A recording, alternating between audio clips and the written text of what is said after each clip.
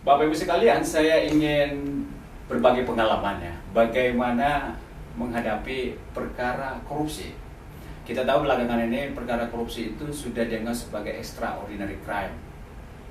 Maka penting kita ketahui seperti apa sebenarnya perkara korupsi ini harus dihadapi, khususnya kepada masyarakat awam.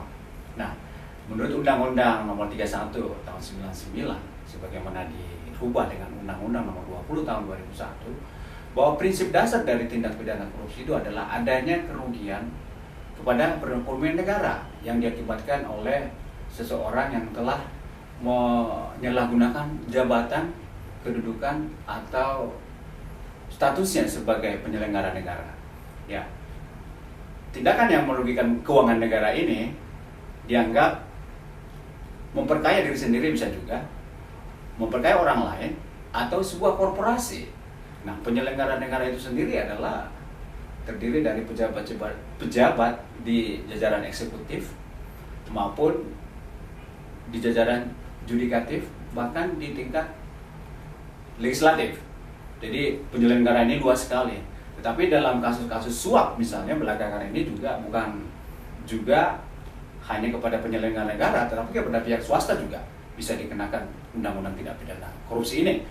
Secara umum, merugikan negara itu bukanlah suatu terminologi yang mudah dipahami, ya, merugikan keuangan negara.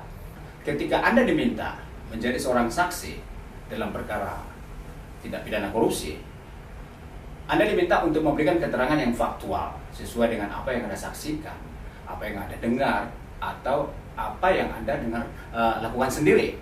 Nah, tetapi ketika Anda sudah menjadi seorang tersangka dalam suatu peristiwa tindak pidana korupsi, maka status Anda yang demikian itu secara hukum memang Anda diberikan hak ingkar. Hak ingkar ini adalah suatu yang dilindungi oleh undang-undang. Namun demikian, Anda tetap harus kooperatif kepada penyidik. Walaupun memang disarankan Anda juga tidak terlalu sangat friendly, tetapi juga tidak perlu sangat hostile atau seperti bermusuhan. Prinsipnya adalah Anda kooperatif, berikan keterangan yang wajar, tidak berbelit-belit, tetapi juga tidak terlalu singkat-singkat juga. Jadi wajar-wajar saja. Karena setiap keterangan yang Anda berikan itu berimplikasi pada status hukum saudara. Dan juga seberapa jauh, seberapa kooperatif saudara itu nanti menjadi pertimbangan tersendiri juga bagi penyidik untuk nanti ditingkatkan ke tingkat penuntutan. Sehingga ketika orang cenderung memang membantah, ngeyel, padahal buktinya ada, itu nanti akan punya catatan sendiri ya oleh penuntut umum. Bisa saja Anda dituntut lebih tinggi. Tapi yang mau saya sampaikan adalah bahwa ketika Anda memberikan keterangan kepada penyidik, pastikan bahwa Anda tenang saja, rileks ya, walaupun secara manusiawi Anda sangat gelisah, itu wajar. Tapi pastikan ketika Anda memberikan keterangan itu berbasis fakta, bukan berbasis opini atau membangun suatu alibi-alibi yang tidak ada dasar hukumnya. Dan biasanya Anda diminta untuk memberikan dokumen-dokumen pendukung. Nah, ini diharapkan nanti dokumen ini betul-betul memperkuat posisi saudara. Artinya pada akhirnya semua keterangan saudara yang Anda berikan ini pastikan tidak saling bertentangan dengan pendapat-pendapat atau keterangan Anda sebelumnya, karena itu akan di cross check juga dengan keterangan saksi-saksi sebelumnya.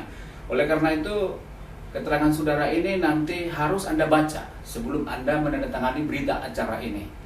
Dan tentu masalah-masalah, pertanyaan-pertanyaan yang diajukan kepada saudara seringkali Anda tidak tahu apa dan muatannya apa yang harus Anda berikan.